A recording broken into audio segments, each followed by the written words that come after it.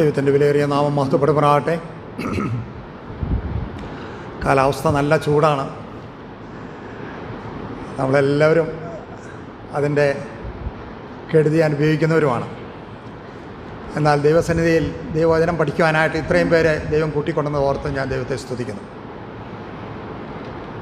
ഞാനെപ്പോഴും പറയാറുന്ന പോലെ ദൈവം നമുക്കിത് ദൈവത്തിൻ്റെ കരുണയാൽ തന്നിരിക്കുന്നതാണ്. അത് നാം എത്രമാത്രം പ്രയോജനപ്പെടുത്തുന്നോ അത് നമ്മുടെ അനുഗ്രഹത്തിന് കാരണമായി തീരുവാൻ ദൈവം ഇടയാക്കട്ടെ. യോശുവയുടെ പുസ്തകത്തിൽ നിന്ന് കഴിഞ്ഞ ആഴ്ച നാം പഠിച്ചത് 10-ാം അധ്യായത്തിൽ നിന്നായിരുന്നു. യോശുവയുടെ പുസ്തകം പഠിക്കുന്നതിന് മുമ്പ് നാം ആ പുസ്തകത്തെ വിഭാഗിച്ചത് 3 വിഭാഗങ്ങളായിട്ടാണ്. പ്രധാനമായിട്ട് കനാൻ ദേശത്തേക്കുള്ള ആദ്യത്തെ പ്രവേശനം, അത് 1 മുതൽ 5 വരെയുള്ള അധ്യായങ്ങൾ, എൻട്രിങ് ടു ദ ലാൻഡ്. രണ്ടാമത് കോൺകറിങ് ദ ലാൻഡ്, ആ ദേശം കീഴ്പ്പെടുത്തുക അല്ലെങ്കിൽ ജയിച്ചടക്കുക.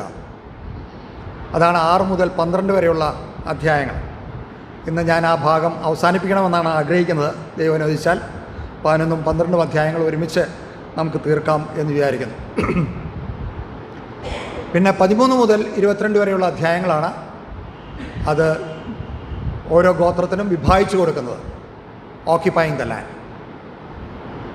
അത് ഡിവൈഡ് ചെയ്ത് ഓരോ ഗോത്രത്തിനും അതിൻ്റെ അതിരുകളൊക്കെ ശരിക്കും പറഞ്ഞ് വിഭാഗിച്ചു കൊടുക്കുന്ന യോശുവയെ നമുക്ക് കാണാനായിട്ട് കഴിയും. കഴിഞ്ഞ ആഴ്ച നാം പഠിച്ചത് 5 രാജ്യങ്ങൾ ഒരുമിച്ച് ഒരു സഖ്യസംഖ്യമായിട്ട് യോശുവയ്ക്കെതിരായിട്ട്, ഇസ്രായേലിനെതിരായിട്ട് നേരിടാനായിട്ട് അവർ ശ്രമിക്കുകയാണ്. പ്രത്യേകിച്ച് ഗിബെയോന്യർ ഇസ്രായേലരുമായി സഖ്യത ചെയ്തു എന്ന് കേട്ടപ്പോൾ അവർക്ക് വലിയ അമ്പരപ്പുളവാക്കി. എന്ന് മാത്രമല്ല, ഗിബെയോന്യരെ അതിന് ശിക്ഷിക്കത്തക്ക വിധത്തിൽ അവരെ ആയിരുന്നു ആക്രമിച്ചത്. എന്നാൽ ഗിബെയോന്യർ വേദം യോശുവയെ കോണ്ടാക്ട് ചെയ്ത് അല്ലെങ്കിൽ യോശുവയോട് പറഞ്ഞ് യോശുവയുടെ സഹായം, അവരുടെ ഇസ്രായേൽ സൈന്യത്തിൻ്റെ സഹായം അവർ അഭ്യർത്ഥിച്ചു. ഉടനെ തന്നെ യോശുവ കടന്നു വന്നു. വലിയൊരു വിജയം യോശുവയ്ക്ക് അവിടെ നൽകുവാൻ ഇടയായി. വലിയ അത്ഭുതങ്ങൾ ആ അധ്യായത്തിൽ നാം കാണുകയുണ്ടായി. യഹോവ അവർക്ക് വേണ്ടി യുദ്ധം ചെയ്യുന്ന കാഴ്ച, ആകാശത്ത് നിന്ന് കല്ലുകൾ വർഷിപ്പിച്ച് ശരിക്കും ദൈവത്തിൻ്റെ പങ്കും യോശുവയുടെ പങ്കും ഒരുമിച്ച് നിർവഹിക്കുന്ന ഭാഗം നാം കാണുകയുണ്ടായി. നമ്മുടെ വിശുദ്ധീകരണത്തിൽ ദൈവം വഹിക്കുന്ന പങ്കും നമ്മുടെ ഭാഗത്തു നിന്ന് നമ്മൾ ചെയ്യുന്ന പങ്കും എത്ര മനോഹരമായിട്ട് യോജിക്കുന്നു. ഞാൻ ആ ഭാഗങ്ങൾ പഠിച്ചപ്പോൾ എനിക്ക് അനുഭവപ്പെടുകയുണ്ടായി. നിങ്ങളത് വ്യക്തിപരമായിട്ട് പഠിക്കുമ്പോൾ അത് പുതിയ നിയമവും കൂടി ചേർത്ത് പഠിക്കുകയാണെങ്കിൽ അനേക പാഠങ്ങൾ നിങ്ങൾക്ക് ലഭിക്കും. നമുക്ക് ഈ ചുരുങ്ങിയ സമയത്തിനുള്ളിൽ അതെല്ലാം വിവരിക്കാൻ സമയമില്ലല്ലോ. യോശുവയുടെ തന്ത്രം, സൈനിക തന്ത്രം, ആദ്യം സെൻട്രൽ ക്യാമ്പയിൻ, ആദ്യത്തെ നടുക്കിൽ കൂടെ അവരെ ആക്രമിച്ചിട്ട് 2ആയി വിഭാഗിച്ചു കനാനെ, വടക്കും തെക്കും. അപ്പോൾ അവർക്ക് രണ്ടുപേർക്കും യോജിക്കാൻ കഴിയാത്ത രീതിയിൽ ആദ്യം സെൻട്രൽ ക്യാമ്പയിനിൽ കൂടെ ആ സെൻട്രൽ ഏരിയ അവർ കീഴ്പ്പെടുത്തി കൈവശമാക്കി. അപ്പോൾ പിന്നീട് അത് കഴിഞ്ഞ് ആദ്യം നമ്മൾ എരിഹോ, അത് കഴിഞ്ഞ് ഹായ്, അത് കഴിഞ്ഞ് ബേതേൽ, അതുപോലെ ഗിബെയോൻ, പിന്നെ തെക്കേ ഭാഗത്തേക്ക് പോവുകയാണ്. തെക്കൻ സൈന്യത്തെയായിരുന്നു പിന്നീട് ആക്രമിച്ചത്. ഇത് കണ്ടപ്പോൾ വടക്കേ രാജ്യങ്ങൾ വളരെയധികം പേടിച്ചു. ഈ നിലയ്ക്ക് പോയാൽ നമ്മളെ എല്ലാവരെയും ഇവർ കീഴ്പ്പെടുത്തും, ഇസ്രായേൽ സൈന്യം കീഴ്പ്പെടുത്തും എന്നുള്ള വലിയ ഭാരം അവർക്കുണ്ടായി. വളരെ ശ്രമകരമായിരുന്നു തെക്കൻ കനാൻ ആക്രമണമെന്ന് നമുക്കറിയാം. അത് കഴിഞ്ഞ് ഒട്ടും താമസിയാതെ, നമ്മൾ കഴിഞ്ഞ ആഴ്ച അത് കഴിഞ്ഞ് അവർ ഗിൽഗാലിൽ വന്ന കാര്യമൊക്കെ ചിന്തിച്ചിട്ടാണ് കഴിഞ്ഞ പാഠം അവസാനിപ്പിച്ചത്. എന്നാൽ തുടർന്ന് വടക്ക് നിന്നുള്ള ഒരു മഹാസൈന്യം അല്ലെങ്കിൽ ആ സഖ്യം യോശുവയെ നേരിടുന്നതാണ്. യോശുവയ്ക്ക് അഭിമുഖീകരിക്കേണ്ടി വന്നു. നമുക്കറിയാം, ഇസ്രായേലിൻ്റെ നായകനായ യോശുവ ഒരു സൈനാധിപൻ മാത്രമല്ല, അവരുടെ ആത്മീയ നേതാവും കൂടിയാണ്. Is A spiritual leader also. ആ നിലയിലാണ് നമ്മുടെ കർത്താവിനെയും നമ്മൾ കാണുന്നത്. കനാനിലെ യുദ്ധം ഒരു വിധത്തിൽ പറഞ്ഞാൽ ഒരു വിശുദ്ധ യുദ്ധം കൂടിയാണ്. അതിന് സൈനിക തന്ത്രവും ആത്മീയ തന്ത്രവും ആവശ്യമാണ്. അത് രണ്ടും കൂടി ഒരുമിച്ച് പോകണം.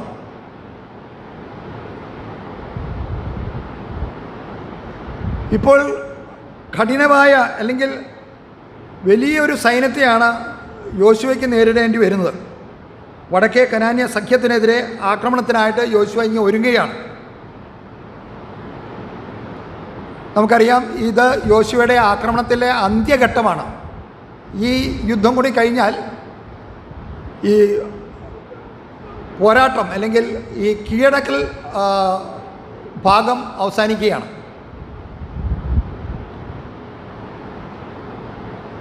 ഇസ്രായേലിൻ്റെ ഈ കടന്നുകയറ്റത്തെ തടഞ്ഞു നിർത്താനായിട്ട് ഹസോർ രാജാവായ, വടക്കേ കനാനിലെ ഒരു പ്രധാനപ്പെട്ട പട്ടണമാണ് ഹാസോർ, അവിടുത്തെ രാജാവായ യാബീൻ ഒരു ശ്രമം നടത്തുകയാണ്. നമുക്കറിയാം അത് പിന്നീട് വിഫലമാകും. എന്നാൽ യെരൂശലേം രാജാവായ അദോനി സാദാക്കിൻ്റെ കീഴിൽ അവർ രൂപപ്പെടുത്തിയിരുന്ന സംഘത്തിനോട് കൂടെ ഇവരും കൂടി ചേർന്നിരുന്നെങ്കിൽ അത് വലിയൊരു മഹാസഖ്യമായി തീർന്നേനെ. കാരണം ഇവരുടെ കയ്യിലാണെങ്കിൽ രഥങ്ങളും കുതിരകളും ഒക്കെ എന്താ പറയുക, ടെക്നോളജി, ഇപ്പോൾ പുതിയ തരത്തിലുള്ള ആയുധങ്ങളൊക്കെ അവരുടെ കയ്യിലുണ്ട്. എന്നാൽ അത് അവർ ഒരുമിച്ച് പെഴുതിരുന്നെങ്കിൽ ഒരുപക്ഷെ യോശുവയ്ക്ക് അത് വലിയ കഠിനമായ യുദ്ധമായി തന്നെ തീർന്നേനെ. എന്നാൽ അത് സംഭവിക്കാതെ വണ്ണം യഹോവ പ്രവർത്തിച്ചു എന്നാണ് ഞാൻ മനസ്സിലാക്കുന്നത്. ഹാസോറിലെ രാജാവായിരുന്ന യാബീൻ എന്നുള്ള കഴിഞ്ഞ പ്രാവശ്യം ഫറവോനെ കുറിച്ച് പഠിച്ച പോലെ അതൊരു രാജവംശത്തിൻ്റെ പേരാണ്. 5-6 സ്ഥലങ്ങളിൽ നമുക്ക് ഈ ഹാസോറിനെ കുറിച്ച് വായിക്കാൻ സാധിക്കും. ഇത് പാലസ്തീനിലെ ഒരു പ്രധാന പട്ടണമാണ്. ചുറ്റുമുണ്ടായിരുന്ന ചെറു രാഷ്ട്രങ്ങളെ മുഴുവൻ യോജിപ്പിച്ച് യാബീൻ യോശുവയ്ക്കെതിരെ പടനിരത്തി. എന്നാൽ നമുക്കറിയാം, യോശുവ യാബീനെ പരാജയപ്പെടുത്തി പട്ടണം ചുട്ടതായിട്ട് നമുക്ക് കാണാം. നമുക്ക് ആ ഭാഗം ആദ്യം ഒന്ന് വായിക്കാം. അപ്പോൾ നിങ്ങൾക്ക് എല്ലാവർക്കും അതിൽ മനസ്സിലേക്ക് കടന്നു വരാനായിട്ട് സാധിക്കും. 11-ാം അധ്യായത്തിൻ്റെ 1 മുതൽ 15 വരെയുള്ള വാക്യങ്ങൾ നമുക്ക് ആദ്യം വായിക്കാം.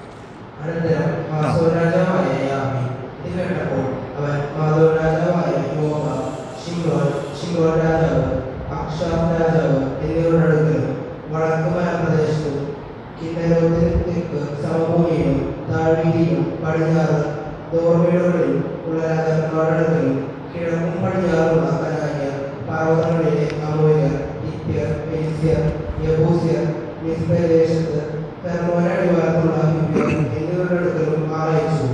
അവർ പെരുപ്പത്തിൽ കരയിലെ മണൽപോലെ അനവധി ജനവും എത്രയും വളരെ കുതിരകളും രഥങ്ങളും കൂടിയ സൈന്യങ്ങളുമായി പുറപ്പെട്ടു. ആ രാജാക്കന്മാരെല്ലാവരും ഒന്നിച്ചുകൂടി ഇസ്രായേലിനോട് യുദ്ധം ചെയ്യുവാൻ മേലോ തടാകത്തിലേക്ക് വന്ന് ഒരുമിച്ച് പറയുന്നത്. അപ്പോൾ യഹോവ യോശുവയോട്, അവരെ പേടിക്കേണ്ട, ഞാൻ നാളെ ഈ നേരം അവരെയൊക്കെയും ഇസ്രായേലിന് മുമ്പിൽ ചത്തു വീഴുമാറാക്കും. നീ അവരുടെ കുതിരകളുടെ കുതിരകൾ വെട്ടി രഥങ്ങൾ തീയിട്ട് ചുട്ടു കളയണം. അങ്ങനെ യോശുവയും പ്രജനമൊക്കെയും മേലോ തടാകത്തിലേക്ക് പെട്ടെന്ന് അവരുടെ നേരെ വന്ന് അവരെ ആക്രമിച്ചു. യഹോവ അവരെ ഇസ്രായേലിന്റെ കയ്യിലേൽപ്പിച്ചു. അവർ അവരെ തോൽപ്പിച്ചു. മഹാനഗരമായ സീദോൻ വരെയും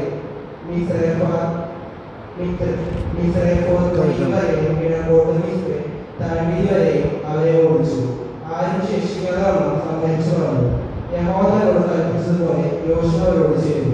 അവരുടെ കുതിരകളുടെ കുതിരകൾ വെട്ടി രഥങ്ങൾ തീയിട്ട് ചുട്ടു കളഞ്ഞു. യോശുവ ആ സമയം തിരിഞ്ഞ് ഹാസോർ പിടിച്ച് അതിന്റെ രാജാവിനെ വാൾ കൊണ്ട് കൊന്നു. ഹാസോർ മുമ്പേ ആ രാജ്യങ്ങൾക്കൊക്കെയും മൂലസ്ഥാനമായിരുന്നു. അവർ അതിന്റെ സകല മനുഷ്യരെയും വാളിന്റെ വായ്ത്തലകൾ വെട്ടി നിർമൂലമാക്കി. ആരും ജീവനോടെ ശേഷിച്ചില്ല. അവൻ ഹാസോറിനെ തീ കൊടുത്തിട്ട് കളഞ്ഞു. ആ രാജാക്കന്മാരുടെ എല്ലാ പട്ടണങ്ങളെയും അവരുടെ രാജാക്കന്മാരെയൊക്കെയും യോശുവ പിടിച്ചു വാളിന്റെ വായ്ത്തലകൾ വെട്ടി നിർമൂലമാക്കി കളഞ്ഞു. യഹോവയുടെ ദാസനായ മോശെ കൽപ്പിച്ചതുപോലെ തന്നെ. എന്നാൽ ഒന്നുകളുടെ പട്ടണങ്ങളൊന്നും ഇസ്രായേൽ ചുട്ടു കളഞ്ഞില്ല. ഹാസോർ മാത്രമേ യോശുവ ചുട്ടു കളഞ്ഞുള്ളൂ. ഈ പട്ടണങ്ങളിലെ കൊള്ളയൊക്കെയും കന്നുകാലികളെയും ഇസ്രായേൽ മക്കൾ തങ്ങൾക്ക് തന്നെ എടുത്തു.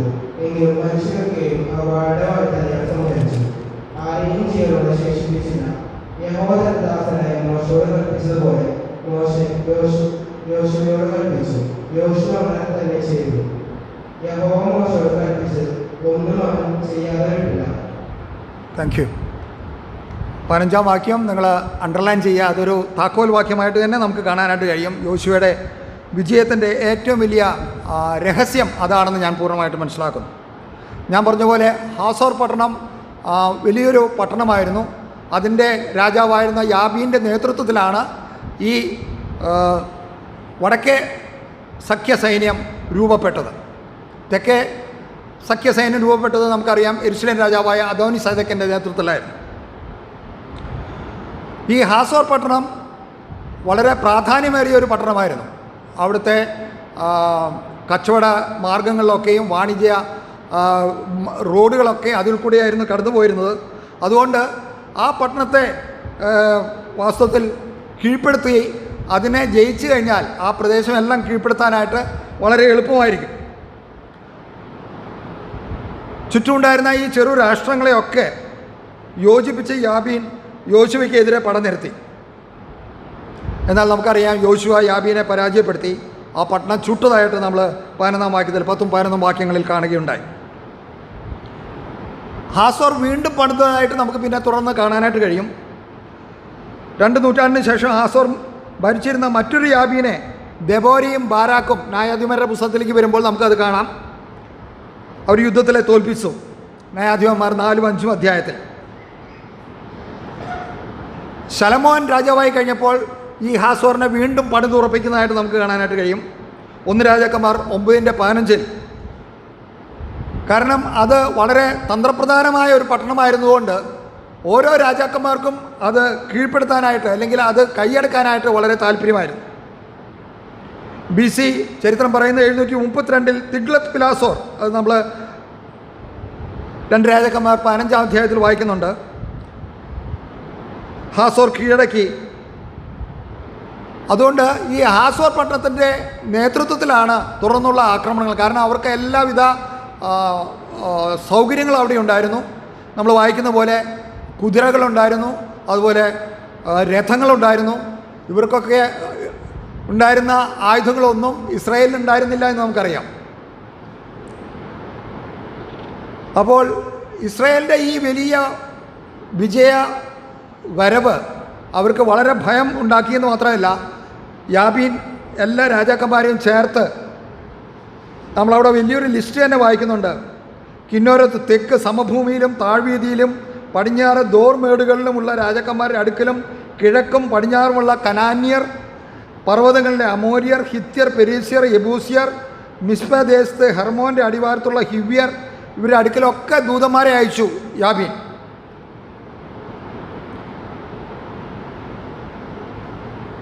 അവരിൽ നിന്നൊക്കെ അവരെ സഖ്യമാക്കി ചേർക്കുവാൻ യാബീന് കഴിഞ്ഞു എന്നുള്ളത് വലിയൊരു വിജയമാണ്.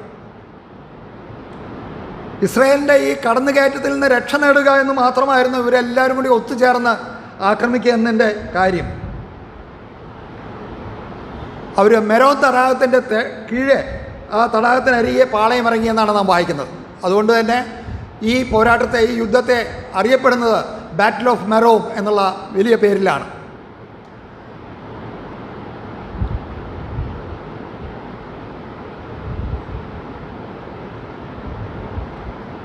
വളരെ വലിയൊരു സൈന്യ കൂട്ടമായിരുന്നു ഇസ്രായേലിന് നേരെ അവർ പാളയമിറങ്ങിയത്.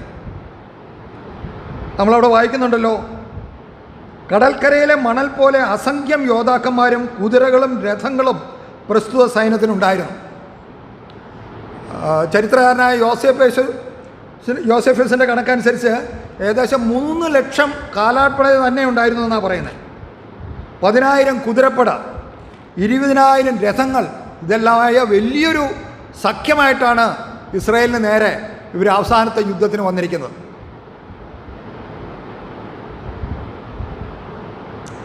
ഈ എണ്ണമറ്റ കനാന്യ സൈന്യം മെരോൻ തടാകത്തിനരികെ പാളയമിറങ്ങി. അവരുടെ ഉദ്ദേശം ഗിൽഗാലിൽ യോശുവയും ഇസ്രായേലിനെയും മിന്നലാക്രമണത്തിൽ പരാജയപ്പെടുത്തുകയായിരുന്നു അവരുടെ ലക്ഷ്യം. എന്നാൽ യോശുവയുടെ സൈനിക തന്ത്രം എന്താണെന്ന് നമുക്കറിയാം. താൻ ഒരിക്കലും ഡിഫെൻസീവ് അല്ലെങ്കിൽ എതിരിടാനല്ല പോകുന്നത്. താൻ അവിടെ താൻ എപ്പോഴും കടന്ന് ആക്രമിക്കുകയായിരുന്നു. എന്നാൽ ശത്രു ആക്രമിക്കുന്നതിന് മുമ്പ് അവരെ കടന്ന് ആക്രമിച്ച് അവരെ നശിപ്പിക്കുകയായിരുന്നു യോശുവയുടെ തന്ത്രം. കഴിഞ്ഞ യുദ്ധങ്ങളിലൊക്കെ നമുക്കത് കാണാനായിട്ട് കഴിഞ്ഞിട്ടുണ്ട്. യഹോവയുടെ സഹായ വാഗ്ദത്വവും തനിക്ക് ലഭിച്ചു. നാം അത് കാണുന്നുണ്ടല്ലോ 6-ാം വാക്യത്തിൽ. അപ്പോൾ യഹോവ യോശുവയോട് അവരെ പേടിക്കണ്ട, യോശുവയെ നീ നോക്കിക്കോ, വാച്ച് തന്നെ നോക്കിക്കോ എന്നാണ് പറയുന്നത്. നാളെ ഈ നേരത്ത് അവരെ ഒക്കെയും ഇസ്രായേലിന് മുമ്പിൽ ചത്തു വീഴ്മാറാക്കും. എന്നിട്ടൊരു ഇൻസ്ട്രക്ഷൻ കൂടി കൊടുത്തു, നീ അവരുടെ കുതിരകളുടെ കുതിചരമ്പ് വെട്ടി രഥങ്ങൾ തീയിലിട്ട് ചുട്ട് കളയണം. യഹോവയുടെ അരുളപ്പാട് വാസ്തവത്തിൽ യോശുവയെ വളരെയധികം ആശ്വസിപ്പിച്ചു. കാരണം താൻ ഇത്രയും വലിയ സൈന്യത്തെ കണ്ടപ്പോൾ ഇതുവരെയും നേരിടാത്ത വലിയൊരു കൂട്ടത്തെയാണ് താൻ അഭിമുഖീകരിക്കുന്നത്. ഒരു സൈന്യാധിപൻ എന്ന നിലയിൽ തനിക്ക് അതിൻ്റേതായ ഉത്തരവാദിത്വം ഉള്ളപ്പോൾ തനിക്ക് ചെറിയ ഭയവും നേരിട്ട് കാണും എന്നാണ് ഞാൻ വിചാരിക്കുന്നത്. അതുകൊണ്ടാണ് ഉടനെ തന്നെ യഹോവ അവനെ പ്രോത്സാഹിപ്പിക്കാനായിട്ട്, ധൈര്യപ്പെടുത്തുവാനായിട്ട് അവൻ്റെ അടുത്ത് വന്നത്. അവരെ പേടിക്കണ്ട. വാസ്തവത്തിൽ യോശുവ പേടിച്ച് കാണും. അതുകൊണ്ട് തന്നെയാണ് ദൈവത്തിൻ്റെ വാഗ്ദത്തം താൻ ഉടനെ തന്നെ കൊടുത്തത്. ഞാൻ നാളെ ഈ നേരം അവരെ ഒക്കെയും ഇസ്രായേലിൻ്റെ മുമ്പിൽ ചത്തു വീഴ്മാറാക്കുമെന്ന് താൻ അറിഞ്ഞു. അത് തനിക്ക് വലിയ ഉത്തേജനം നൽകി, തനിക്ക് വലിയ ധൈര്യം, യഹോവ തൻ്റെ കൂടെയുണ്ടെന്നുള്ള ധൈര്യം തൻ്റെ പോരാട്ടത്തിന് വലിയ ആവേശമായിരുന്നു. യോശുവയും സൈന്യവും മെരോൻ തടാകത്തിനരികെ ശത്രുക്കളുടെ മേൽ ചാടി വീണ് ആക്രമിച്ച് അവരെ വടക്ക് പടിഞ്ഞാറോട്ട് സീദോൻ വരെയും പടിഞ്ഞാറോട്ട് മിസ്രഫയും വരെയും കിഴക്കോട്ട് മിസ്പ താഴ്വീതി വരെയും ഓടിച്ചു എന്നാണ് നാം ഇവിടെ വായിച്ചത്. സീദോനെ മഹാനഗരമായിട്ടാണ് അവിടെ പറഞ്ഞിട്ടുള്ളത്. 19-ാം അധ്യായത്തിലും നമുക്ക് ആ സീദോനെക്കുറിച്ച് വായിക്കാം. ആ കാലത്തെ ആ ഫിനീഷ്യൻ പ്രോവിൻഷ്യനിൽ ഏറ്റവും പേരുകേട്ട ഒരു പ്രധാന നഗരമായിരുന്നു സീദോൻ. എന്നാൽ പിന്നീട് നമുക്കറിയാം, ദാവീദിൻ്റെ കാലമായപ്പോഴേക്കും അതിൻ്റെ പ്രതാപം നഷ്ടപ്പെടുകയും അതിൻ്റെ സ്ഥാനം അതിൻ്റെ അടുത്ത നഗരമായ സോർ കൈയടക്കുകയും ചെയ്തു. അതിനെക്കുറിച്ചൊക്കെ നമുക്ക് പിന്നീട് ദൈവനം പഠിക്കുമ്പോൾ മനസ്സിലാക്കാനായിട്ട് കഴിയും. യഹോവയുടെ കൽപ്പന അനുസരിച്ച് യോശുവ ശത്രുക്കളെ സംഹരിക്കുകയും അവരുടെ കുതിരകളുടെ കുതിഞരമ്പ് വെട്ടി രഥങ്ങൾ തീയിലിട്ട് ചുട്ടുകളയുകയും ചെയ്തു. വലിയൊരു ആക്രമണമായിരുന്നു. അവർ പ്രതീക്ഷിക്കാത്ത രീതിയിൽ യോശുവയും സൈന്യവും ആ സഖ്യസൈന്യത്തിന് നേരെ നടത്തിയത്. എന്തുകൊണ്ടാണ് കുതിരകളുടെ കുതിഞരമ്പുകൾ വെട്ടിക്കളയണം, അതുപോലെ രഥങ്ങളെ തീയിലിട്ട് ചുട്ടുകളയണമെന്ന് പറഞ്ഞത്? വാസ്തവത്തിൽ അവർക്ക് വലിയൊരു നേട്ടമല്ലേ. രഥങ്ങളും കിട്ടും, കുതിരകളും കിട്ടും. ഇസ്രായേലിന് ആയുധഗത അവർക്ക് വലിയൊരു മുതലായിട്ട് തന്നെ തീരും എന്ന് ഞാൻ വിചാരിച്ചു. എന്നാൽ ദൈവത്തിൻ്റെ പ്രമാണം എപ്പോഴും നമുക്കറിയാം, ദൈവത്തിൻ്റെ ജനം എപ്പോഴും തന്നിൽ ആശ്രയിക്കണം പൂർണ്ണ ഹൃദയത്തോടെ എന്നുള്ള പ്രമാണം ദൈവത്തിനുണ്ട്. അതുമാത്രമല്ല, കനാന്യരുടെ ആരാധനയിൽ, അവരുടെ വിഗ്രഹാരാധനയിൽ ഈ കുതിരകൾക്കും പങ്കുണ്ടായിരുന്നു. അതിനാലാണ് കുതിരകളുടെ കുതിചരമ്പ് വെട്ടുവാൻ യഹോവ കൽപ്പിച്ചത്. നമുക്കറിയാം, ഈ കുതിചരമ്പ് വെട്ടിക്കഴിഞ്ഞാൽ കുതിരയ്ക്ക് പിന്നെ ഒന്നും ചെയ്യാനായിട്ട് കഴിയില്ല. അതിൻ്റെ മൂവ്മെൻറ്റ്സിന്, അതിനെ ഓടുവാനോ ഒന്നും ചെയ്യാനായിട്ട് കഴിയുകയില്ല.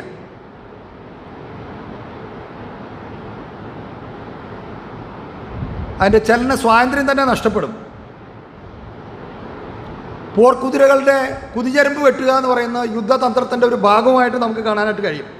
ശമൂവേലിൻ്റെ പുസ്തകത്തിലൊക്കെ നാം അത് വായിക്കുന്നുണ്ട്.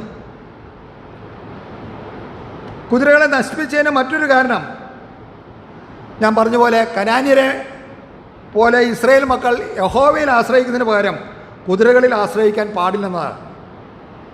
സങ്കീർത്തനത്തിൽ നാം വായിക്കുന്നുണ്ടല്ലോ, ചിലർ രഥങ്ങളിലും ചിലർ കുതിരകളിലും ആശ്രയിക്കുന്നു, ഞങ്ങളോ ഞങ്ങളുടെ ദൈവമായ യഹോവയുടെ നാമത്തെ കീർത്തിക്കും. സങ്കീർത്തനം 20:7. 10 മുതൽ 15 വരെയുള്ള വാക്യങ്ങൾ നാം നോക്കുമ്പോൾ, ശത്രുക്കളെ ഓടിച്ച ശേഷം യോശുവയും സൈന്യവും മടങ്ങി വന്ന് തോറ്റ രാജാക്കന്മാരുടെ പട്ടണങ്ങളെ പിന്നീട് പിടിക്കുന്നതായിട്ട് നമുക്ക് കാണാം. ഹാസോറാണ് ഏറ്റവും വലിയ പട്ടണം. അതിനെ അവർ കേന്ദ്രീകരിച്ച് ആക്രമിച്ചിട്ട് ഹാസോർ രാജാവിനെ കൊന്ന് അതിലെ സകല മനുഷ്യരെയും വാളിൻ്റെ വാഴ്ത്തലയിൽ വെട്ടി എന്നാണ് നാം ഇവിടെ വായിക്കുന്നത്. മാത്രമല്ല, ആ പട്ടണത്തെ അഗ്നിക്ക് ഇരയാക്കി.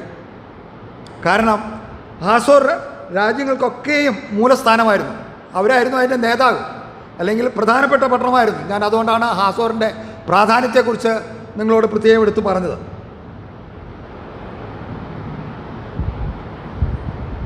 മറ്റുള്ള രാജ്യങ്ങളിൽ നിന്നൊക്കെ വാണിജ്യങ്ങൾക്ക് ബിസിനസ് ക്യാപിറ്റലായിട്ട് തന്നെ ഹാസോറിനെ ഉപയോഗിച്ചിരുന്നു. അതുകൊണ്ട് അതിനെ നശിപ്പിച്ച് കളയേണ്ടത് ഏറ്റവും വലിയ ആവശ്യമായിരുന്നു. ഉത്തര കനാലിലെ പട്ടണങ്ങളിൽ ഹാസോറിനെ മാത്രമേ അത് കീഴടക്കുകയും അഗ്നിക്ക് ഇരയാക്കുകയും ചെയ്തിട്ടുള്ളൂ. മറ്റു പട്ടണങ്ങളെ ചുട്ടുകളഞ്ഞില്ല എന്ന് നമുക്ക് കാണാനായിട്ട് കഴിയും. ആ പട്ടണങ്ങളിലെ കന്നുകാലികളെയും കൊള്ളയെയും ഒക്കെ ഇസ്രായേൽ മക്കൾക്ക് എടുക്കാനായിട്ടുള്ള അവകാശം കിട്ടി. അവർ പിൽക്കാലത്ത് ഇസ്രായേൽക്ക് പ്രയോജനപ്പെടുത്താനുള്ള പട്ടണങ്ങളായിട്ട് മാറുകയും ചെയ്തു.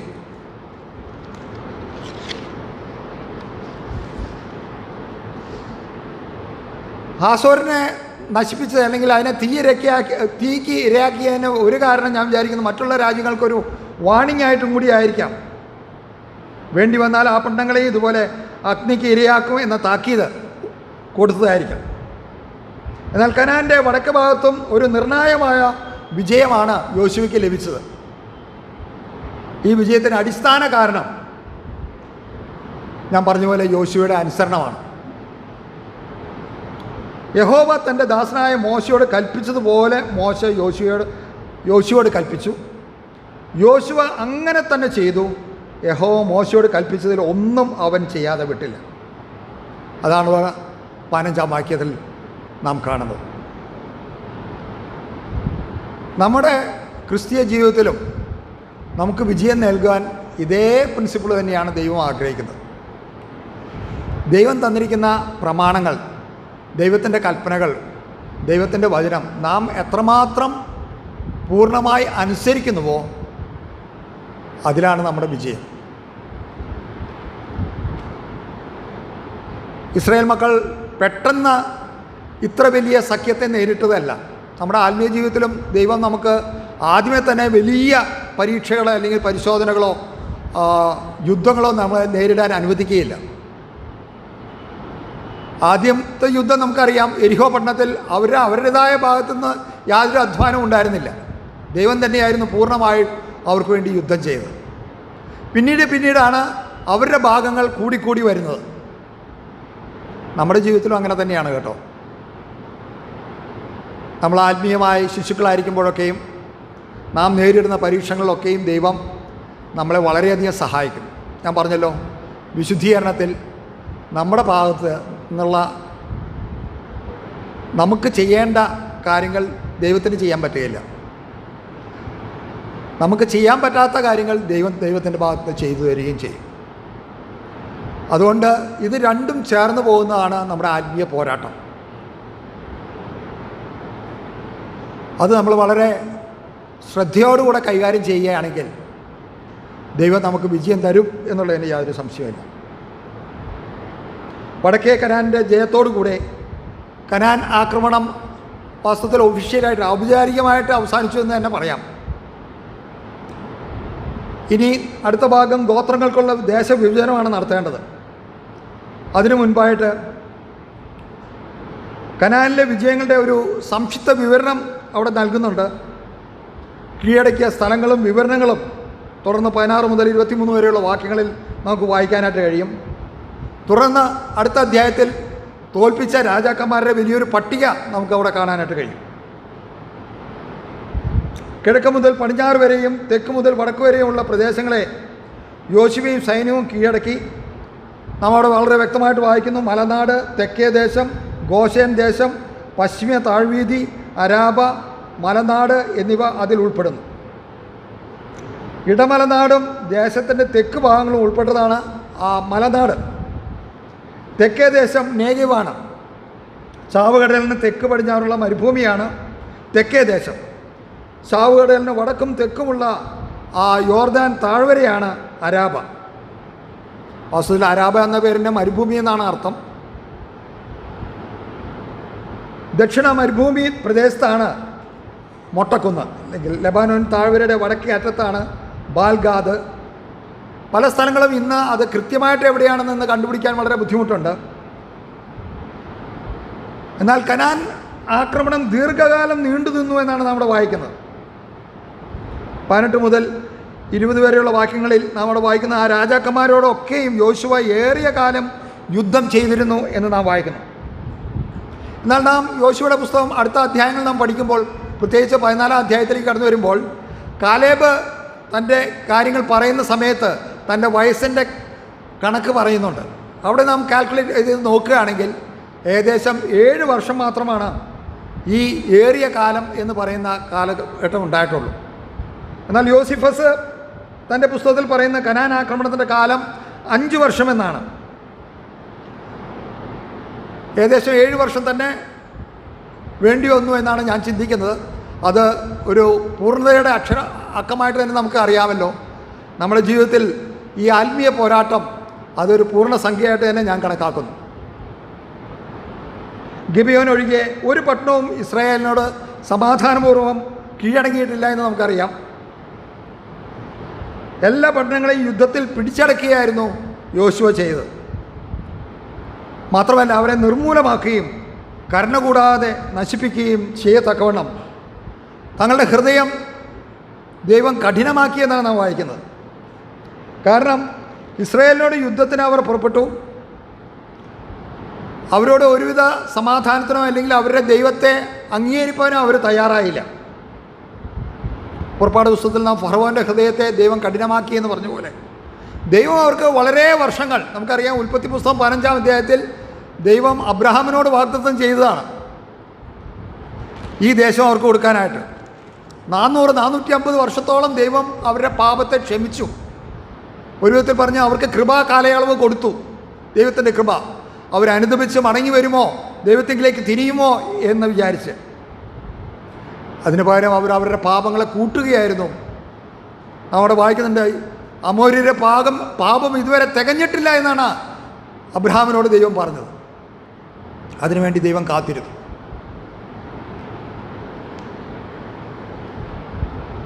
ദൈവം മനുഷ്യരോട് പല വിധത്തിൽ സംസാരിക്കും. നാം 19-ാം സങ്കീർത്തനത്തിൽ വായിക്കുന്ന പോലെ പ്രകൃതിയിൽ കൂടെ, അതുപോലെ റോമാലേഖനം 1-ാം അധ്യായത്തിൽ നമ്മളത് വായിക്കുന്നുണ്ട്. പ്രകൃതിയിലൂടെ, മനസ്സാക്ഷിയിലൂടെ, ഇസ്രായേൽ മക്കളോടുള്ള ബന്ധത്തിൽ ചെങ്കടലിലും യോർദാൻ നദിയിലും എരിഹോവിലും ചെയ്ത അത്ഭുത പ്രവൃത്തികൾ കണ്ടിട്ട് നമുക്കറിയാം ഒരു വ്യക്തി വിശ്വസിച്ചു, അല്ലേ? ഈ ദൈവത്തിൻ്റെ ശക്തി കണ്ടിട്ട് ഈ ദൈവം ആണ് സാക്ഷാൽ ദൈവമെന്ന് വിശ്വസിച്ച് ഒരു സ്ത്രീ, അതും ഒരു വേശ്യയായിരുന്ന രാഹാബ്, അവൾക്ക് ലഭിച്ച അനുഗ്രഹം എത്ര വലുതായിരുന്നു എന്ന് നമുക്ക് കാണാനായിട്ട് കഴിയും. എന്നാൽ വേറെ ആർക്കും ഈ ജീവനുള്ള ദൈവത്തിൽ വിശ്വസിക്കാൻ കഴിഞ്ഞില്ല എന്ന് മാത്രമല്ല, അവരവരുടെ പാപങ്ങളിൽ മുഴുകി പെരുകിക്കൊണ്ടിരുന്നു. ദൈവത്തിൻ്റെ വെളിപ്പാടിനെ അവരെ തിരസ്കരിച്ചുകൊണ്ട് അവർ പാപം ചെയ്തു. മാനസാന്തരപ്പെടാത്ത അവരുടെ ദുശാഠ്യത്തെ യഹോവ വാസ്തവത്തിൽ സ്ഥിരീകരിച്ചു. അതിനുശേഷമാണ് യഹോവ അവരെ ന്യായം വിധിച്ചത്. ഞാനിത് പറയാൻ കാരണം, പഴയ നിയമ പുസ്തകങ്ങൾ പഠിക്കുമ്പോൾ നിങ്ങളുടെ ദൈവം വലിയൊരു കൊലയാളിയാണ്, രക്തദാഹിയാണ് എന്ന് പറയുന്ന ഒരു ജനം ഈ ലോകത്തിലുണ്ട്. നമ്മളൊക്കെ ഫേസ് ചെയ്തിട്ടുള്ള പ്രോബ്ലംസ് ആയിരിക്കും എന്ന് ഞാൻ വിചാരിക്കുന്നു. എന്നാൽ ദൈവത്തിൻ്റെ നീതി എങ്ങനെയാണ് നിറവേറുക എന്നുള്ള കാര്യം വളരെ വ്യക്തമായിട്ട് ദൈവം ഈ പുസ്തകങ്ങൾ കൂടെ കാണിച്ചു കൊടുത്തു. 21 മുതൽ 23 വരെയുള്ള വാക്യങ്ങൾ നാം പഠിക്കുമ്പോൾ യോശുവ അനാക്യരെ സംഹരിച്ച് പ്രത്യേകം എടുത്ത് പറയുന്നുണ്ട്. ഇതുവരെ അവരെക്കുറിച്ച് നാം വായിച്ചിരുന്നില്ല. മലനാടായ ഹെബ്രോൻ, ദെബീർ, അനാബ് എന്നീ പട്ടണങ്ങളിലുണ്ടായിരുന്ന അനാക്യരെ അവരുടെ പട്ടണങ്ങളോട് കൂടെ യോശുവ നിർമൂലമാക്കിയെന്ന് നാം വായിക്കുന്നു. അതികായകന്മാരും മഹാബലവന്മാരുമായ അനാക്യർ ഇസ്രായേലർക്ക് എന്നും ഒരു പേടി സ്വപ്നമായിരുന്നു. നമുക്കറിയാം 40 വർഷങ്ങൾക്ക് മുമ്പ് ആ ദേശം ഒറ്റുനോക്കാൻ പോയവർ പറഞ്ഞിരുന്നത് അവർക്ക് ഏറ്റവും പേടിപ്പെടുത്തിയത് അവിടുത്തെ അനാക്യ മല്ലന്മാരെ കണ്ടിട്ടാണ്. സംഖ്യാപുസ്തകം 13-ാം അധ്യായത്തിൻ്റെ 33-ാം വാക്യത്തിൽ നാം അത് വായിക്കുന്നുണ്ട്. അനാക്യരുടെ മുമ്പാകെ നിൽക്കാവുന്നവൻ ആർ എന്നൊരു പഴഞ്ചൊല്ല് തന്നെ അതുമൂലം ഉണ്ടായി എന്ന് നമുക്ക് കാണാനായിട്ട് കഴിയും. ആവർത്തന പുസ്തകം 9:2 യോശുവ ഇവരെ പൂർണ്ണമായി നശിപ്പിച്ചു. പക്ഷേ വിദൂര സ്ഥലങ്ങളിലായിരുന്ന ഗസയിലും ഗത്തിലും അസ്തോദിലും മാത്രമേ അനാക്യർ ശേഷിച്ചുള്ളൂ. നമുക്കറിയാം, പിൽക്കാലത്ത് അവർ ഇസ്രയേലിന് വലിയ പ്രശ്നം സൃഷ്ടിച്ചു എന്ന് നമുക്കറിയാം. ആ കുറച്ച് അനാക്യ മല്ലന്മാരെ ബാക്കി വെച്ചതുകൊണ്ട് അവർ നിത്യം ശത്രുക്കളായിട്ട് തന്നെ ഇസ്രയേലിനുണ്ടായിരുന്നു. ദാവീദിൻ്റെ കാലത്ത് ഗത്തിൽ നിന്നുള്ള ഗോലിയത്തായിരുന്നു ഇസ്രയേലിനെ വെല്ലുവിളിച്ചതെന്ന് നമുക്കറിയാം. 1 ശമൂവേൽ 17 അധ്യായത്തിൽ നാം അത് വായിക്കുന്നുണ്ട്. കനാൻ ആക്രമണം വിജയകരമായ സമാപിച്ചതിനെ രേഖപ്പെടുത്തി ഈ അധ്യായം അവസാനിപ്പിക്കുകയാണ്. യഹോവ മോശയോട് കൽപ്പിച്ചതുപോലെ ഒക്കെയും യോശുവ ദേശം മുഴുവനും പിടിച്ചു. ദേശം മുഴുവനും പിടിച്ചു എന്ന പ്രസ്താവനയെ വാസ്തവത്തിൽ നമ്മൾ വിവേചിച്ച് മനസ്സിലാക്കണം. നമുക്കറിയാം, പല ദേശങ്ങളും പിടിച്ചു കഴിഞ്ഞിട്ടില്ല. അതുകൊണ്ട് അതിനൊരു പ്രത്യേക അർത്ഥത്തിൽ വേണം ദേശം മുഴുവൻ പിടിച്ചു എന്ന പ്രസ്താവന മനസ്സിലാക്കേണ്ടത്. എബ്രായ ഭാഷയിൽ അവർ അംശമായിട്ടുള്ള കാര്യത്തെയും പൂർണ്ണമായിട്ട് തന്നെയാണ് പറയാറ്. മുഴുവൻ ദേശത്തിൽ നിന്നും പ്രധാന കേന്ദ്രങ്ങൾ യോശുവ കീഴടക്കിയെന്ന് നമുക്ക് കാണാനായിട്ട് കഴിയും. ഒരു പ്രദേശവും പൂർണ്ണമായി വിട്ടുകളഞ്ഞിട്ടില്ല. തീരദേശ സമതലം, അതുപോലെ താഴ്വീഥികൾ, മധ്യപീഠഭൂമി, യോർദാൻ താഴ്വര, ട്രാൻസ് ജോർദാൻ, ആ പ്രദേശങ്ങൾ, പീഠഭൂമി, ഇതെല്ലാം യോശുവ കീഴടക്കിയായിട്ട് നാം വായിക്കുന്നു. യോശുവ കീഴടക്കുമെന്ന് ദൈവം വാഗ്ദത്തം ചെയ്ത പ്രദേശം മുഴുവൻ യോശുവ കീഴടക്കി. അതിനുശേഷം ദേശം മുഴുവൻ ഗോത്രങ്ങൾക്ക് അവകാശമായി വിഭാഗിച്ചു കൊടുത്തു. ദേശവിഭജനങ്ങളുടെ ആ വിഭജനങ്ങളുടെ വിവരണമാണ് നമ്മൾ 13 മുതൽ 22 വരെയുള്ള അധ്യായങ്ങളിൽ നമുക്ക് കാണാൻ പോകുന്നത്. അത് നമ്മൾ അടുത്ത ആഴ്ച മുതൽ പഠിക്കുന്നതായിരിക്കും. എന്നാൽ അവസാനത്തെ വാക്യം നമ്മുടെ വായിക്കുന്നത് യുദ്ധം അവസാനിച്ച് ദേശത്തിന് സ്വസ്ഥത ലഭിച്ചു എന്നാണ്. വിജയത്തെ പിന്തുടരുന്നതാണ് സ്വസ്ഥത. ദൈവം തൻ്റെ ജനത്തിന് വിജയത്തോടൊപ്പം അവരുടെ അവകാശത്തിൻ്റെ ഫലമായിട്ട് സ്വസ്ഥതയുടെ ഫലം അനുഭവിക്കാനുള്ള അനുഗ്രഹം നൽകുന്നതായിട്ട് നമുക്ക് കാണാനായിട്ട് കഴിയും. നമ്മുടെ ജീവിതത്തിലും ക്രിസ്തീയ ജീവിതത്തിലും ദൈവം നമ്മളെക്കുറിച്ച് ആഗ്രഹിക്കുന്നത് കർത്താവായ യേശു ക്രിസ്തുവിൽ ക്രിസ്തു നേടിയ വിജയത്തിൽ, കാൽവറിയിലെ വിജയത്തിൽ ഇന്ന് നമുക്കറിയാം, പിതാവായ ദൈവത്തിൻ്റെ വലത്തുഭാഗത്ത് താൻ ഇരിക്കുകയാണ്. തൻ്റെ യുദ്ധം പാപത്തോടും മരണത്തോടും സാത്താനും ഒക്കെ ജയിച്ച് താൻ തരുന്ന സ്വസ്ഥത, വാസ്തവത്തിൽ പാപത്തിൽ നിന്നുള്ള സ്വസ്ഥത നാം വാസ്തവത്തിൽ അനുഭവിക്കുന്നുണ്ടോ? ആത്മീയ പോരാട്ടത്തിൽ നാം എത്രമാത്രം സ്വസ്ഥതയാണ് അനുഭവിക്കുന്നത്? ഇതായിരുന്നു ഈ ഭാഗങ്ങൾ പഠിച്ചപ്പോൾ എൻ്റെ ജീവിതത്തിൽ, അല്ലെങ്കിൽ എന്നോടുള്ള ബന്ധത്തിൽ ഞാൻ ചിന്തിച്ചത്. ദൈവം നമ്മളെക്കുറിച്ച് വലിയ പ്രതീക്ഷയോടുകൂടിയാണ് നമ്മളെയൊക്കെ രക്ഷിച്ചത്. അതുമാത്രമല്ല, ആ വലിയ ആഗ്രഹം ദൈവത്തിനുണ്ട് നമ്മളെ ഓരോരുത്തരെക്കുറിച്ചും.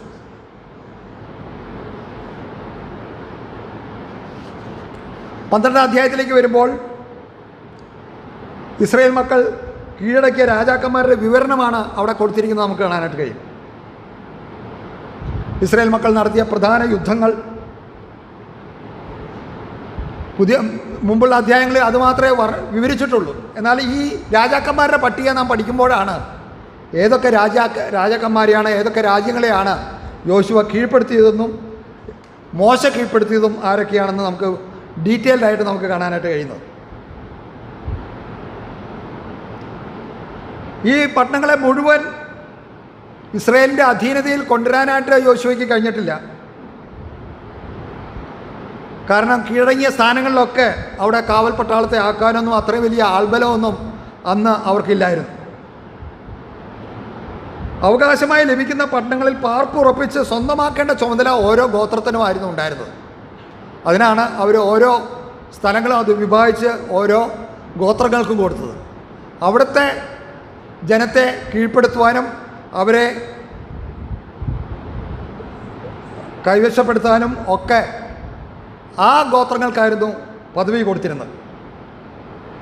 12 അധ്യായത്തിൻ്റെ 1 മുതൽ 6 വരെയുള്ള വാക്യങ്ങളിൽ ഇസ്രായേൽ മക്കൾ യോർദാൻ അക്കരെ മോശയുടെ കീഴിൽ കിഴക്ക് അർദോൻ താഴ്വര മുതൽ ഹെർമോൻ പർവ്വതം വരെയുള്ള രാജ്യവും കിഴക്കേ അരാബം മുഴുവനും കൈവശമാക്കുകയിൽ സംഹരിച്ചു കളഞ്ഞ തദ്ദേശ രാജാക്കന്മാർ ഇവരാകുന്നു എന്ന് പറഞ്ഞിട്ട് ആമുഖമായിട്ട് അവിടെ പ്രസ്താവിച്ചിട്ടുണ്ട്. കാരണം യോർദാന് കിഴക്ക് മോശ സംഹരിച്ച സീഹോൻ, ഓഗ് എന്നീ രാജാക്കന്മാരെ അവരെയാണ് ആദ്യം രേഖപ്പെടുത്തുന്നത്. അരാബ കടലിൻ്റെ മധ്യം മുതൽ കിന്നരോത്ത് കടൽ വരെയുള്ള അർന്നോൻ പ്രദേശം മുഴുവനും സീഹോൻ ഭരിച്ചിരുന്നു.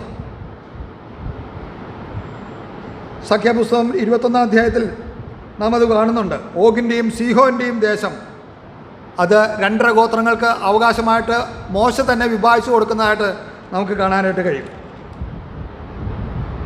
രൂബേന്യർക്കും ഗാദ്യർക്കും അതുപോലെ മനശ്ശയുടെ പകുതി ഗോത്രത്തിനും അത് അവകാശമായി കൊടുക്കുന്നതായിട്ട് നമുക്ക് കാണാനായിട്ട് കഴിയും.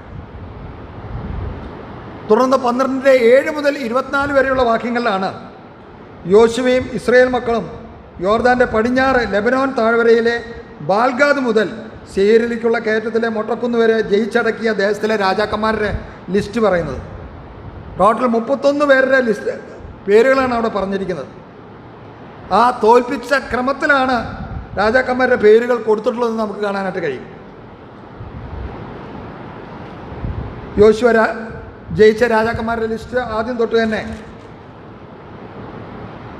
നമുക്ക് കാണാം. ഒന്നാം എരിഹോ രാജാവ് 6-ാം അധ്യായത്തിൽ നമ്മൾ കണ്ടതാണ്. പിന്നെ ബെഥേലിനരികെയുള്ള ഹായ് രാജാവ്, പിന്നെ യെരുശലേം രാജാവ്. അങ്ങനെ ആ ലിസ്റ്റ് നമുക്ക് തുറന്ന് അത് വായിക്കുമ്പോൾ നമുക്ക് എല്ലാ രാജാക്കന്മാരുടെയും പേരുകൾ നമുക്ക് അവിടെ കാണുവാനായിട്ട് കഴിയും.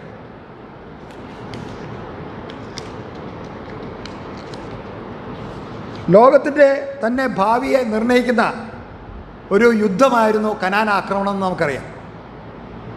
ഈ ആക്രമണത്തിൽ യോശുവയും ഇസ്രായേൽ മക്കളും തോൽപ്പിച്ച 31 രാജാക്കന്മാരുടെ പട്ടിക നൽകിയിട്ട് നമുക്ക് വായിച്ചു. 12-ാം അധ്യായം വായിക്കുമ്പോൾ നമുക്കത് കാണാനായിട്ട് കഴിയും. ആദ്യത്തെ 16 രാജാക്കന്മാരും തെക്കേ കനാനിലുള്ളവരും ഒടുവിലത്തെ 15 പേരും വടക്കേ കനാനിലുള്ളവരുമായിരുന്നു. ഈ 31 രാജാക്കന്മാരും ഭരിച്ചിരുന്ന പ്രദേശം വടക്ക് തെക്ക് ദേശങ്ങൾ നമ്മളത് നോക്കുകയാണെങ്കിൽ വലിയൊരു ഏരിയ ഉണ്ട്. ഈ രാജാക്കന്മാരെല്ലാവരും ഓരോ നഗര രാഷ്ട്രങ്ങളുടെ അധിപന്മാരായിരുന്നു. അവരൊക്കെയും ആ പ്രാദേശിക നേതാക്കന്മാരുമായിരുന്നു. ഞാൻ ആദ്യം പറഞ്ഞ പോലെ നാട്ടുരാജ്യങ്ങൾ പോലെയായിരുന്നു. അതുകൊണ്ട് ഒരു കേന്ദ്ര ഭരണം അല്ലെങ്കിൽ ഒരു കേന്ദ്രീകൃതമായ ഒരു ഭരണമൊന്നും അവർക്കുണ്ടായിരുന്നില്ല. ഒരു സഖ്യ സൈന്യമായിട്ടോ അതൊന്നും കനാനർക്ക് ഉണ്ടായിരുന്നില്ല. ഒരു വിധത്തിൽ യോശുവയ്ക്ക് അത് വലിയൊരു സഹായമായി തീർന്നു എന്നാണ് ഞാൻ വിചാരിക്കുന്നത്. ഇസ്രായേലിൻ്റെ കനാൻ ആക്രമണം എളുപ്പമാകാൻ ഒരു കാരണം അതുതന്നെയായിരുന്നിരിക്കണം. കാരണം എല്ലാവരും സെപ്പറേറ്റ് ആയിട്ടുള്ള രാജാക്കന്മാരായിരുന്നു. ഇവരൊക്കെ ഒരുമിച്ച് ആക്രമിക്കാൻ പിന്നെ പെട്ടെന്നാണ് പിന്നീട് അവർ കൂടി ഒരു സഖ്യതയൊക്കെ ഉണ്ടാക്കിയത്. യോശുവയ്ക്ക് എതിരെ 2 സംഘടിത ആക്രമണങ്ങളെ ഉണ്ടായിട്ടുള്ളൂ എന്ന് നമുക്കറിയാം. ഒന്ന് തെക്കേ കനാനിൽ യെരുശലേം രാജാവിൻ്റെ നേതൃത്വത്തിൽ, കഴിഞ്ഞ ആഴ്ച നാം അത് പഠിക്കുകയുണ്ടായി. രണ്ടാമത്തത് ഇന്ന് നാം കണ്ട 15-ാം അധ്യായത്തിൽ കണ്ട വടക്കേ കനാനിൽ ഹാസോർ രാജാവിൻ്റെ നേതൃത്വത്തിലും.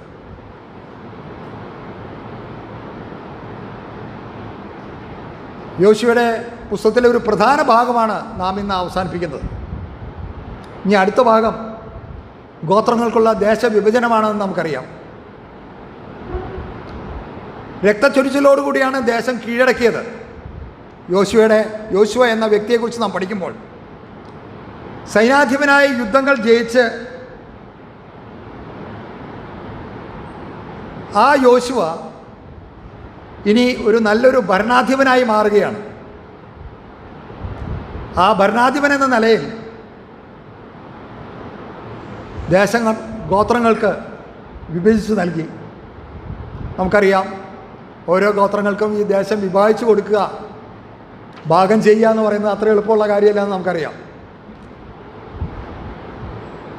പ്രശ്നങ്ങൾക്ക് ഇടകൊടുക്കാതെ ഈ ഭാഗ ഉടമ്പടികളൊക്കെ ചെയ്യുന്നത് വളരെ ശ്രമകരമായ ജോലിയാണ്. ഇസ്രായേൽ ജനത്തെ സംബന്ധിച്ചിടത്തോളം അവരുടെ ദേശീയ ജീവിതത്തിൻ്റെ പ്രധാനവും സന്തോഷപൂർണമായ ഒരു ഘട്ടത്തിലേക്കാണ് അവർ പ്രവേശിക്കുന്നത്. നൂറ്റാണ്ടുകളുടെ മിസ്രൈമിയ ദാസ്യത്തിലായിരുന്നു അവർ, അടിമത്തത്തിൽ. അത് കഴിഞ്ഞ് അതിൽ നിന്ന് വിടുവിച്ച് 40 വർഷത്തെ മരുഭൂമി വാസമായിരുന്നു. മരുഭൂമിയിൽ അലഞ്ഞു തിരിഞ്ഞുള്ള വാസം, അത് കഴിഞ്ഞ് കനാനിലെ കഠിന പോരാട്ടങ്ങൾ എല്ലാം അവസാനിച്ചു കഴിഞ്ഞു. ഇനി അവർക്ക് ദേശത്ത് കുടിപാർത്ത് സ്വന്തം വീടുകൾ നിർമ്മിച്ച് കൃഷി ചെയ്ത് ഓരോരുത്തരും താൻ്റെ കിണറ്റിലെ വെള്ളം കുടിക്കുകയും താൻ്റെ മുന്തിരിവള്ളിയുടെ അനുഭവങ്ങൾ അതിൻ്റെ കീഴിൽ പാർക്കുകയും ചെയ്യാം. അതിനുവേണ്ടി ഓരോ ഗോത്രങ്ങളുടെ വലിപ്പച്ചെറുപ്പം അനുസരിച്ച് ദേശം വിഭാജിച്ച് നൽകുകയാണ് യോശുവയുടെ അടുത്ത ഉത്തരവാദിത്വം. പട്ടണങ്ങളുടെ പേരുകളും അതിരുകളും വ്യക്തമായി നിർദ്ദേശിച്ചിട്ടുണ്ട്. നാം അത് പഠിക്കുമ്പോൾ നമുക്ക് കാണാനായിട്ട് കഴിയും. പക്ഷേ ഓരോ പട്ടണങ്ങളുടെയും പേരുകൾ പറഞ്ഞ് അത് പഠിക്കുമ്പോൾ വാസ്തവത്തിൽ അതിൻ്റെ ഇമ്പോർട്ടൻസ് മനസ്സിലാക്കുകയാണെങ്കിൽ മാത്രമേ നമുക്ക് അതിനുള്ള താല്പര്യം ഉണ്ടാവുള്ളൂ, അല്ലെങ്കിൽ ആ പഠനം ഒരു വിരസമായിട്ട് തോന്നും. എന്നാൽ ഇസ്രായേലിനെ സംബന്ധിച്ചിടത്തോളം ആ ഭാഗം അവരുടെ ഉടമ്പടിയാണ്, അവരുടെ ജീവനാണ്. യോർദാന് കിഴക്കുള്ള ദേശം രൂബേൻ, ഗാദ്, മനശ്ശയുടെ പാതി ഗോത്രം എന്നിവയ്ക്ക് മോശ തന്നെ വിഭാജിച്ച് നൽകിയായിട്ട് നമുക്ക് കാണാം. തുറന്നുള്ള ഭാഗങ്ങൾ എല്ലാം യോശുവ വിഭാജിച്ചു കൊടുക്കുന്നതായിട്ട് നമുക്ക് കാണാനായിട്ട് കഴിയും. എന്നാൽ ഈ ഭാഗത്തു നിന്ന് പ്രത്യേകിച്ച് ഈ പോരാട്ടങ്ങളോടുള്ള ബന്ധത്തിൽ നമുക്ക് ലഭിക്കുന്ന ആത്മീയ പാഠങ്ങൾ, എന്നെ പഠിപ്പിച്ച പല കാര്യങ്ങൾ, പ്രത്യേകിച്ച് ഇന്നത്തെ പാഠത്തോടുള്ള ബന്ധത്തിൽ പെട്ടെന്നുള്ള ആ വലിയ സഖ്യത്തെ കാണുമ്പോൾ ആരും പേടിച്ചു പോകും. എന്നാൽ ഇസ്രായേൽ മക്കൾക്ക് ഏറ്റവും പ്രയാസമുള്ള ശത്രുവിനെ നേരിട്ടത് അവരാദ്യം ചെറിയ ചെറിയ പോരാട്ടങ്ങൾ നേരിട്ട് അതിനെ വിജയകരമായി നേരിട്ടതുകൊണ്ടാണ് ഈ വലിയ സഖ്യത്തെ അല്ലെങ്കിൽ ഈ വലിയ പോരാട്ടത്തെ അവർക്ക് വിജയകരമായി നേരിടാൻ കഴിഞ്ഞത്. നമ്മുടെ ക്രിസ്തീയ ജീവിതത്തിലും നാം ചെറിയ ചെറിയ ശത്രുക്കളെ അല്ലെങ്കിൽ ചെറിയ ചെറിയ പോരാട്ടങ്ങളെ എത്ര വിജയകരമായി നേരിടുന്നുവോ അതനുസരിച്ചായിരിക്കും നമ്മളുടെ പോരാട്ടങ്ങൾ വലുതും കഠിനമായ പോരാട്ടങ്ങളെയും ജയിക്കാൻ ദൈവം നമുക്ക് കൃപ തരുന്നു. രണ്ടാമതായി ഞാൻ പഠിച്ച ഒരു കാര്യം യോശുവയുടെ തീക്ഷ്ണതയായിരുന്നു. ഇത്രയും വലിയ സഖ്യസൈന്യവുമായിട്ട് പോരാടാൻ അവർക്ക് രഥങ്ങളുണ്ട്, കുതിരകളുണ്ട്, എല്ലാ സോഫിസ്റ്റിക്കേറ്റഡ് ആയിട്ടുള്ള എല്ലാ എക്യുപ്മെൻറ്റ്സും അവർക്കും ഉണ്ട്. എന്നാൽ ഇവർക്ക് അതൊന്നുമില്ല. എന്നാൽ യോശുവയ്ക്ക് ഉണ്ടായിരുന്നത് ദൈവത്തിലുള്ള പൂർണ്ണ ആശ്രയമായിരുന്നു. ഏത് ആത്മീയ പോരാട്ടത്തെയും നേരിടാൻ നമ്മെ സഹായിക്കുന്നത് അതുമാത്രമേ ഉള്ളൂ. യഹോവയെ ആശ്രയമാക്കിക്കൊള്ളുന്ന മനുഷ്യൻ, യഹോവ തന്നെ ആശ്രയമായിരിക്കുന്നവരാണ്. ഏത് പോരാട്ടത്തിലും ജയിക്കാൻ ദൈവമാണ് അവൻ്റെ സഹായം. നമ്മുടെ ദൈവത്തിൽ നമുക്ക് എന്തുമാത്രം കോൺഫിഡൻസ് ഉണ്ടോ, ഉറപ്പുണ്ടോ, ആശ്രയമുണ്ടോ, അതനുസരിച്ചായിരിക്കും നമ്മുടെ ആത്മീയ പോരാട്ടങ്ങൾക്കും നമുക്ക് ദൈവം തരുന്ന ജയം. യോശുവ ശത്രുവിൻ്റെ കുതിരകളെയും രഥങ്ങളെയും എല്ലാം നശിപ്പിച്ചു. രഥങ്ങളെല്ലാം തീയിലിട്ട് ചുട്ടുകളഞ്ഞു എന്നാണ് വായിക്കുന്നത്. കാരണം ശത്രുവിൻ്റെ ഒരു ആയുധത്തിലും നാം പിന്നീട് ആശ്രയിക്കാതിരിക്കാൻ ജഡത്തിൻ്റെ എല്ലാ പ്രവൃത്തികളെയും പോരിൻ്റെ ആയുധങ്ങളെ പൂർണ്ണമായി ഇല്ലായ്മ ചെയ്യണം. നമുക്കറിയാം നമ്മുടെ പോരിൻ്റെ ആയുധങ്ങൾ ജഡീയങ്ങളല്ല. അതുകൊണ്ട് തന്നെ ജഡത്തിൻ്റെ പ്രവൃത്തികളെ എല്ലാം നാം പൂർണ്ണമായി മരിപ്പിക്കണം, നശിപ്പിക്കണം. ഗലാത്യ ലേഖനം 5:19 നമുക്കറിയാം ജഡത്തിൻ്റെ പ്രവൃത്തികൾ എന്തൊക്കെയാണ്. നമ്മൾ ഈ വിശുദ്ധീകരണ പ്രക്രിയയിൽ തുടരുമ്പോൾ നമ്മുടെ ജീവിതത്തിൽ നിന്ന് കളയേണ്ട പല കാര്യങ്ങളും ദൈവത്തിൻ്റെ ആത്മാവ് നമുക്ക് കാണിച്ചു തരും.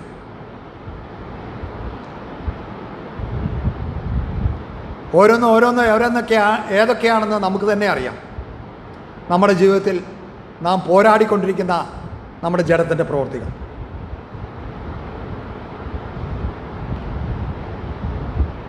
നമുക്കറിയാം ഈ കനാനിലെ ജനം, കനാന്യരെ കാണിക്കുന്നത്, സിംബോളൈസ് ചെയ്യുന്നത് നമ്മുടെ ജഡത്തെയാണ്. അതുപോലെ തന്നെ ഇസ്രായേൽ ജനം ആത്മാവിൻ്റെ പ്രതീകമാണ്. ജഡം എപ്പോഴും ആത്മാവിനോട് പോരാടിക്കൊണ്ടിരിക്കുമെന്ന് നമുക്കറിയാം. റോമാലേഖനം 8-ാം അധ്യായത്തിൽ നാം അത് വലിയ ദീർഘമായി തന്നെ പഠിക്കുന്നുണ്ട്. 6-ാം അധ്യായത്തിലും ജഡത്തിന് ഒരിക്കലും അവസരം കൊടുക്കരുത് നമ്മുടെ ജീവിതത്തിൽ. അത് കൊടുത്തു കഴിഞ്ഞാൽ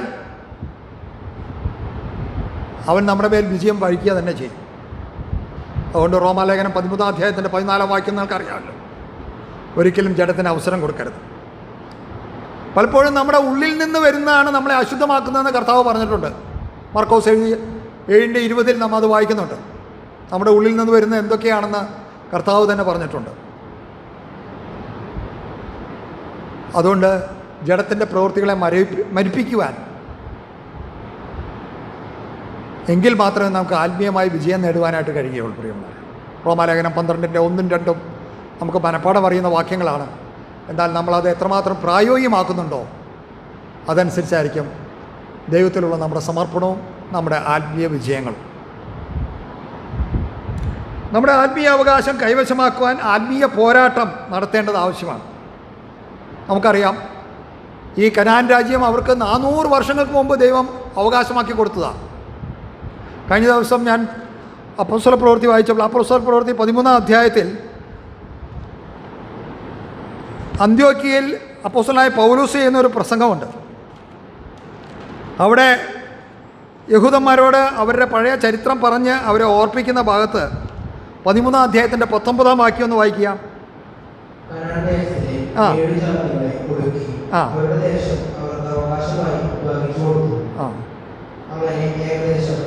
450 സംവത്സരം കഴിഞ്ഞു. എത്രയോ മുമ്പ് ചെയ്ത വാഗ്ദത്തം അവിടുത്തെ കനാനിലെ 7 ജാതികളെ അവരുടെ ഒടുക്കി കഴിഞ്ഞിട്ട് അവർക്ക് ദേശം അവകാശമായി വിഭാഗിച്ചു കൊടുത്തു. അങ്ങനെ ഏകദേശം 450 സംവത്സരം കഴിഞ്ഞു. ദൈവത്തിൻ്റെ വാഗ്ദത്തം ദൈവം നിർവർത്തിക്കുക തന്നെ ചെയ്യും. അത് അവകാശമായി വിഭാഗിച്ചു കൊടുത്തു. സങ്കീർത്തനത്തിൽ നാം പല ഭാഗങ്ങളിൽ നാം അത് വായിക്കുന്നുണ്ട്. 78-ാം സങ്കീർത്തനം 55-ാം വാക്യം ദൈവം അത് വിഭാഗിച്ചു കൊടുത്ത കാര്യങ്ങളെക്കുറിച്ച് അവരെടുത്തു പറയുന്നുണ്ട്. അത് ആ ആ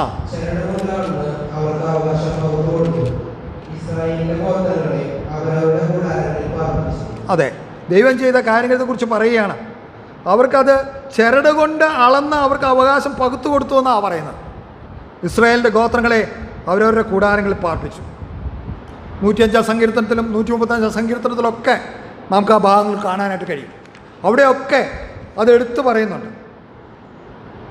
ദൈവത്തിൻ്റെ വാഗ്ദത്തങ്ങളെ നാം എത്രമാത്രം മുറുകെ പിടിക്കുന്നുവോ അതനുസരിച്ച് നമുക്ക് ആത്മീയ വിജയം നേടാനായിട്ട് കഴിയും എന്നുള്ളതിന് യാതൊരു സംശയമില്ല. അതുമാത്രമല്ല, ദൈവത്തിൻ്റെ പരമാധികാരത്തിൽ നമുക്ക് പൂർണ്ണ ആശ്രയം വേണം, പൂർണ്ണ വിശ്വാസം വേണം. ദൈവം ജഡത്തെ അല്ലെങ്കിൽ കനാന്യരെ പൂർണ്ണമായി നശിപ്പിച്ച് കളയുവാൻ അവരുടെ ഹൃദയത്തെ കഠിനമാക്കിയ കാര്യവും നമ്മൾ മനസ്സിലാക്കി. എന്നാൽ അനാക്യമല്യന്മാരോടുള്ള ബന്ധത്തിൽ ഞാൻ പഠിച്ച പാഠം, നമ്മുടെ ജീവിതത്തിൽ നിന്ന് നീക്കിക്കളയാത്ത പാപങ്ങളുണ്ടെങ്കിൽ പിന്നീട് അത് നമ്മളെ ദണ്ഡിപ്പിക്കും. ഭാവിയിൽ അത് നമുക്ക് വലിയ ഒരു ശത്രുക്കളായി തന്നെ മാറും. നമ്മളെ കീഴ്പ്പെടുത്താൻ ശ്രമിക്കുന്ന അനാക്യമല്ലന്മാരായിട്ട് തന്നെ തീരും. നമുക്കറിയാം, ഈ 3 മല്ലന്മാർ, ഈ 3 അനാക്യ ജാതികൾ യോശുവ പൂർണ്ണമായി നശിപ്പിക്കാഞ്ഞതുകൊണ്ട് ഇസ്രായേൽ മക്കൾക്ക് എന്നും ഈ 3 ജാതികൾ നിത്യശത്രുക്കളായിട്ട് തന്നെ ഉണ്ടായിരുന്നു. നമ്മുടെ ജീവിതത്തിലും ഈ 3 ശത്രുക്കൾ എന്നും നമ്മോട് കൂടെ ഉണ്ടെന്നുള്ള സത്യം നാം മറക്കരുത്. നമ്മുടെ ആത്മീയ ജീവിതത്തിൽ, നമ്മുടെ ആത്മീയ പോരാട്ടത്തിൽ നാം അവരെ എത്രമാത്രം ദൈവത്തിലുള്ള ആശ്രയത്തിലും ദൈവത്തിലുള്ള വിശ്വാസത്തിലും അവനിലുള്ള കോൺഫിഡൻസിലും നാം അവരോട് പോരാടുന്നുവോ അതനുസരിച്ച് നമുക്ക് വിജയം നേടാനായിട്ട് കഴിയും. ദൈവം വിജയം നമുക്ക് വാഗ്ദത്തം ചെയ്തിട്ടുണ്ട്. ക്രിസ്തുവിലുള്ള അവകാശം നാം പകർത്തെടുക്കുമ്പോൾ നമ്മുടെ ഭാഗങ്ങൾ, ദൈവം നമുക്ക് തന്നിരിക്കുന്ന അവകാശങ്ങൾ, അത് കൈവശമാക്കേണ്ട കടപ്പാട് നമ്മുടെ ഭാഗത്താണ്. അത് നമ്മുടെ വിശുദ്ധീകരണത്തിൽ കൂടെ, ദൈവത്തിൻ്റെ വാഗ്ദത്തങ്ങളുള്ള ആശ്രയത്തോടുകൂടെ, ദൈവത്തിലുള്ള കോൺഫിഡൻസോടുകൂടെ നാം ആത്മീയമായി പോരാടുമ്പോൾ ദൈവം നമുക്കത് കൈവശമാക്കി തരും. ദൈവത്തിൻ്റെ വാഗ്ദത്തമാണ്. അതിൽ നാം എത്രമാത്രം ഉറച്ചു നിൽക്കുന്നുവോ, അതിൽ നാം എത്രമാത്രം ആശ്രയിക്കുന്നുവോ അതനുസരിച്ചാണ് നമ്മുടെ ഓരോ വിജയവും. യോശുവ ദൈവത്തിൽ പൂർണ്ണ ഹൃദയത്തോടെ ആശ്രയിച്ചു. അതുമാത്രമല്ല, മോശ തന്നോട് പറഞ്ഞ എല്ലാ കൽപ്പനകളും അതേപടി അനുസരിച്ചു. യോശുവ നേരിട്ട ഓരോ യുദ്ധത്തിലും യഹോവ വന്ന് അവനെ ധൈര്യപ്പെടുത്തി അവനോട് കൂടെയിരുന്നു. ഞാൻ അവരെ നിങ്ങളുടെ കയ്യിൽ ഏൽപ്പിച്ചിരിക്കുന്നു, നീ ഭയപ്പെടേണ്ട, ഭ്രമിച്ചു നോക്കണ്ട, ഞാൻ നിൻ്റെ ദൈവമാകുന്നു. നമുക്കുള്ള വാഗ്ദത്വം അത് തന്നെയാണ്. ഞാൻ നിങ്ങളെ ശക്തീകരിക്കും, എൻ്റെ നീതിയുള്ള വലം കൈകൊണ്ട് നിങ്ങളെ നടത്തും. ആ ദൈവത്തിലുള്ള പൂർണ്ണ ആശ്രയം നമുക്ക് എത്രമാത്രം ഉണ്ടോ അതനുസരിച്ചായിരിക്കും നമ്മുടെ ആത്മീയ ജീവിതത്തിലെ വിജയങ്ങളും നമ്മുടെ വിശുദ്ധീകരണത്തിലെ പ്രോഗ്രസ്സും അല്ലെങ്കിൽ പുരോഗതി. അതിന് വലിയൊരു വെമ്പൽ യോശുവയ്ക്കുണ്ടായിരുന്ന പോലെ വലിയൊരു ആഗ്രഹവും വാഞ്ചയും നമുക്കുണ്ടോ അതനുസരിച്ചേ നമുക്ക് വിജയം ലഭിക്കുകയുള്ളൂ. പ്രിയമുള്ളവരെ, നമ്മുടെ ക്രിസ്തീയ ജീവിതത്തിൽ ഈ പാഠങ്ങൾ അനുസരിച്ച് ജീവിക്കുവാൻ ദൈവത്തിൻ്റെ ആത്മാവ് സഹായിക്കട്ടെ. അവൻ്റെ വിലയേറിയ നാമം മഹത്വപ്പെടുന്നതാണ്.